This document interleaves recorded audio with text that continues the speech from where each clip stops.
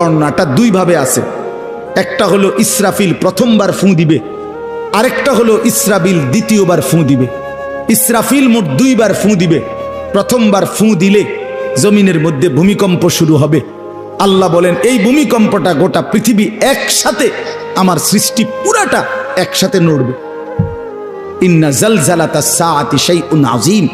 আল্লাহ বলেন বান্দা, দুনিয়ায় বহু ভূমিকম্প তুমি দেখছো, তবে মনে রেখো কিয়ামতের ভূমিকম্প, ইসরাফিল ফুঁ দিলে প্রথম যে ভূমিকম্প হবে, কিয়ামত সংঘটিত হওয়ার জন্য, গোটা সৃষ্টিটা ভেঙ্গে চুরে যাওয়ার জন্য, সেটা হবে বড়ই ভয়ানক।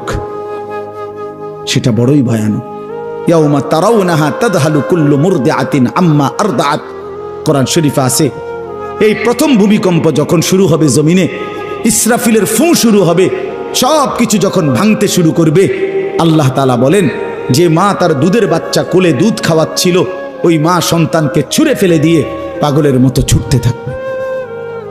ওয়াতাদাউ কুল্লু যাতি হামলিন হামলাহা। যে মায়ের পেটের বাচ্চা 10 মাস পূর্ণ হয়ে গেছে, এই আর ঘন্টা 2-4 ঘন্টা পরে বাচ্চাটা প্রসব হবে।